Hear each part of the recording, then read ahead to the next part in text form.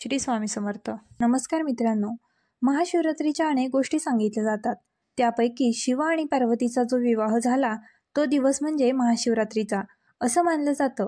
आणि दुसरं म्हणजे ज्या वेळेला समुद्रमंथन झालं, देव आणि राक्षस या सगळ्यांनी मिळून समुद्रमंथन केलं आणि त्या समुद्रमंथनातून सोनं, नाणं, हिरे हे सगळं बाहेर आलं. पण त्याच्या आधी विष आलता. प्रभू शिवशंकराने ते विष प्राशन केलं. त्या विषाचं नाव आहे बघा कालकूट. कालकूट नावाचं विष प्राशन केलं आणि तो दिवस होता महाशिवरात्रीचा. त्यामुळे महाशिवरात्र या शिवपुराणामध्ये आज गोष्ट बघा सांगितली आहे की जी महाशिवरात्र आहे ना, तर त्याची गोष्ट आहे अशी आहे. मोठं घनदाट जंगल होतं आणि त्या जंगलामध्ये गुरु ध्रुव नावाचा एक शिकारी राहत होता.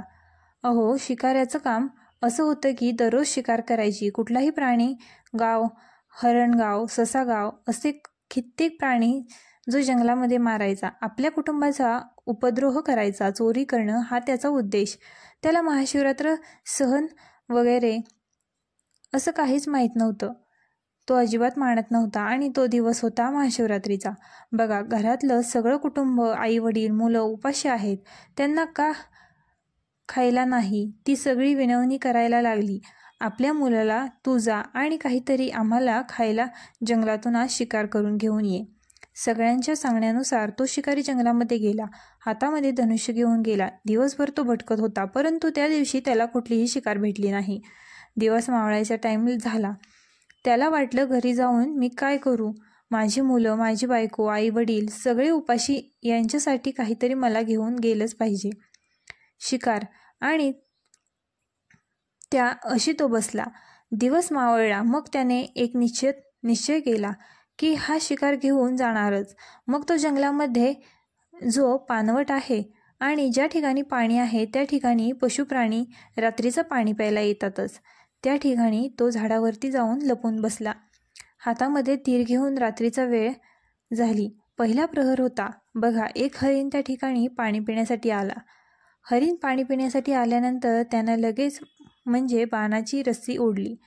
त्याने त्या हरणाला मारण्यासाठी आणि त्याच वेळेस त्याचा हात झाडावरती जे पाणी ठेवलं होतं त्या पाण्याला हात लागला आणि ते पाणी त्या झाडाच्या खाली असणारी जी पिंड होती महादेवाची त्या पिंडीवरती पडलं. आणि ज्या झाडावरती बसला होता तो शिकारी ते झाड होतं, त्यामुळे पाणी आणि बेलवरून महादेवाच्या पिंडीवरती पडलं गेलं. आणि तो पहिला प्रहर होता. आणि ज्या वेळेला पाण्याचा आवाज झाला त्यावेळेला हरणाने वर बघितलं तर शिकारी बसला होता. हरिण ते म्हणते शिकाऱ्याला, तू मला मारू नकोस. पण शिकारी ऐकतोय कुठे. शिकारी म्हणाला, मी तुला मारणार आणि ते मांस घेऊन माझ्या कुटुंबियांना घरी घेऊन जाणार त्यांच्या पोटासाठी. त्यावेळेला हरण ते विनवणी करू लागला शिकाऱ्याला की तू मला मारू नकोस, तू मार मला, परंतु मी घरी जाते. त्यानं म्हणायला लागलं की मी माझ्या बहिणीकडे माझी पिल्लं ठेवून येते. त्याला 2 पिल्ले होते, ते ठेवून येते आणि मग तुम्हाला मार. पण शिकारी काय म्हणतोय. शिकारी म्हणतो की तू नक्की येईल याची काय हमी. त्यावेळेला हरिण बघा ते शपथ घेत आहे. हरिण म्हणतोय, जग हे रस्त्यावर चाललेलं आहे. लक्षात घ्या, हे पृथ्वी सगळी रस्त्यावरती चालले. मी खोटं बोलणार नाही. ब्राह्मण जर वेद विकले, दुसऱ्याचे उपकार न मानणारा माणूस त्याला जे पाप लागतं, ज्यानं दुसऱ्याचा विश्वासघात केलाय त्याला जे पाप लागतं आणि नरकात जायला लागतं ते पाप मला लागेल. मी परत नाही आलो तर मी नक्की परत येईन. मग तुम्हाला मार. असं म्हणल्यानंतर तो शिकारी म्हणतोय, जा ठीक आहे, मी विश्वास ठेवतो तुझ्यावरती. शिकारी वर बसू राहिला. लक्षात घ्या, तो पहिला प्रहर झाला. नंतर ते हरिण निघून आपल्या कळपामध्ये घरी गेलं आणि सकाळी सगळी गोष्ट त्याने सांगितली. आणि त्यावेळेला जी हरणीची बहीण होती दुसरी, ती बहीण म्हणली मी जाते. त्यावेळेला दुसरी हरिण बघा त्याची बहीण ती परत आली. आणि त्यावेळेला शिकाऱ्याला वाटलं आता हे तंदुरुस्त हरिण आले, मी त्याला मारणार आणि माझ्या घरच्यांना घेऊन जाणार खाण्यासाठी. आणि त्यावेळेला तो बाण ताणणार रस्सी बाणाची. त्याच वेळेस त्या पाणी आहे ना वरून भांड्यातलं ते पाणी परत पिंडीवर खाली पडलं. बेलाची पानं वरून परत त्या पिंडीवरती खाली पडली. दुसऱ्या प्रहरीला सुद्धा अभिषेक झाला म्हणावा लागेल तो. आणि त्या पानाच्या पडण्याच्या आवाजाने हरणाने वर बघितलं तर काय, शिकारी बसलाय बाण ताणून जोरात मारण्यासाठी. तो म्हणाला, मी तुला मारणार आता. त्यावेळेला हरिण म्हणतोय, शिकाऱ्या तू मला मारू नकोस. माझी जी मुलं आहेत, जी 2 पिल्लं आहेत, अजून मी माझ्या स्वामीकडे मी ठेवून येईल आणि नंतर मला तू मार. त्यावेळेला शिकारी म्हणतोय, पहिल्या हरिणीने सुद्धा मला हेच सांगितलं आणि तू सुद्धा हेच सांगतेस. त्यावेळी ते दुसरं हरण म्हणते की, मी भगवान विष्णूंची शपथ घेते, भगवान श्री विष्णू या जगाचे निर्माते आणि पालनपोषण यांची शपथ घेते की मी नक्की परत येईल. माझ्या स्वामींकडे पिल्लं ठेवली आणि मी नक्की परत येईल. आणि अजून ते शपथ घेते, बघा की वैदिक धर्माप्रमाणे ज्याने लग्न केले आणि जो पुरुष दुसऱ्या स्त्रीबरोबर मिलन करतो त्याला जे पाप मिळतं ते पाप मला लागेल. मी परत नाही आलं तर जो मातापित्यांचा सांभाळ करत नाही अशा लोकांना जे पाप लागतं ते पाप मला लागेल, मला परत नाही आलं तर. आणि जो भगवान विष्णूंचा भक्त असून सुद्धा शंकराची निंदा करतो त्याला ते पाप दिलं जातं, वर शिक्षा दिली जाते, ती शिक्षा मला लागल परत नाही आले तर. असं म्हणल्यानंतर तो शिकारी म्हणतोय, ठीक आहे, आता पण परत नक्की आहे. असं म्हणून ते हरिण तपामध्ये परत गेलं. बघा, तिसरा प्रहर चालू झाल्यानंतर ते हरिण ज्या वेळेला घरी पोहोचलं त्यावेळेला त्यांचा जो स्वामी म्हणजेच त्यांचा पती ते हरण म्हणलं, मी जातो. आता बघा परत आले. त्या ठिकाणी तिसरं त्या दोन्हींचा म्हणजेच पती हरण जे घरी गेलतं त्याचा पती परत माघारी आला. ते हरण आल्यानंतर त्या शिकाऱ्याने परत आपला जो बाण आहे त्या बाणाची रस्सी ताणली त्याला मारण्यासाठी.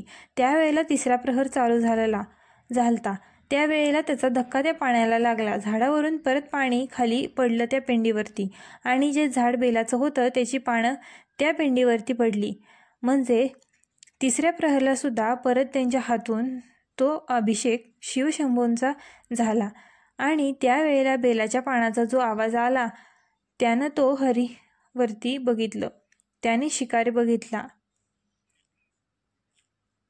आणि त्यावेळेला शिकायला ते हरिण सांगतंय, हे शिकाऱ्या तू मला मारू नकोस.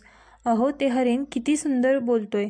ते हरिण म्हणतंय की माझं जे दष्टपुष्ट शरीर आहे त्यानं तुझा आत्मा शांत होईल, तुझ्या घरच्यांचा जो आत्मा आहे पोट भरून शांत होईल, हे माझं भाग्य आहे.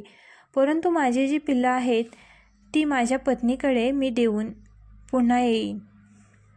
म्हणतात ना, मुलांची जर आई असेल त्यांचं संगोपन हे नीट होतं.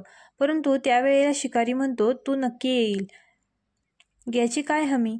आणि त्यावेळेला ते शपथ घेतंय. भरण म्हणतोय की माझ्यामध्ये असं सत्य अजिबात नाही, मी सत्यवादी आहे. ज्या माणसाने शिवरात्री दिवशी भोजन केले त्याला जे पाप लागतं ते पाप मला लागेल, मी परत नाही आलो तर. ज्या मुखाने जो माणूस, जी व्यक्ती, प्राणी असो कोणी असो, जो शिवाचं नाव घेत नाही त्याला जे पाप लागतं ते पाप मला लागेल, मी परत नाही आलो तर. अजून ते हरिण म्हणते, सामर्थ्य असून जो दुसऱ्यांची मदत करत नाही त्याला जे पाप लागतं ते पाप मला लागल, मी परत नाही आलो तर. ज्याची वाणी खोटी आहे त्याला पाप लागतं ते पाप मला लागेल, मी परत नाही आलो तर. अहो, शंकराची पूजा न करता जो भस्म लावतो त्याला जे पाप लागतं ना ते पाप मला लागल, मी नाही तिकडे आलो तर. असं म्हणून ते हरण परत आपल्या कळपामध्ये निघून गेलं. शिकाऱ्याने सोडून दिलं त्या ठिकाणी. त्याला जा, तू परत ये म्हणला. आणि ज्या वेळेला ते हरण आपल्या कळपामध्ये जाऊन पोचलं त्यावेळेला त्याची मेहुणी म्हणजे त्याची बायको, त्याची मुलं सगळी म्हणायला लागली त्या हरणाला की स्वामी तुम्ही जाऊ नका, आम्ही जातो, आम्ही गेलो तर तुम्ही त्यांचा मुलांचा सांभाळ करा, असे म्हणायला लागला.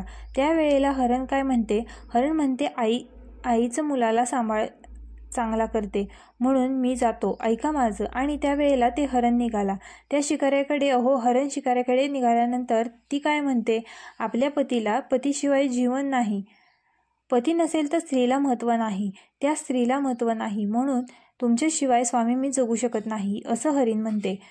असं म्हणल्यानंतर हरिण तरीसुद्धा पुढे निघालं. हरण निघाल्यानंतर त्याची मुलं, त्याची बायको म्हणजेच हरिण आणि त्यांची मेहुणी हे सगळेजण त्यांच्या पाठीमागे आली. बघा, सगळी हरणं तिथे येऊन तळ्याशेजारी थांबली. त्यावेळेला 4था प्रहर होता आणि परत त्या शिकारीनं तो बांध ताणला गेला, रश्शी, आणि त्यावेळेला ते परत त्यातलं पाणी पिंडीवरती पडलं. बेलाची पानं पडली खाली. म्हणजे 4था प्रहरला सुद्धा अभिषेक भगवान शिवशंकरांचा झाला. त्यावेळी ते सगळे आल्यानंतर म्हणजेच आम्हाला मारा तुम्ही अहो असं म्हटल्यानंतर 4ही प्रहर होता. त्या प्रहराची जी पूजा झाली, शिवशंकरांचा अभिषेक झाला, त्यानं त्यांची बुद्धी चांगली झाली. व्हिडिओ आवडला असल्यास आपल्या ग्लो मराठी चॅनलला लाईक, शेअर आणि सबस्क्राईब करायला विसरू नका.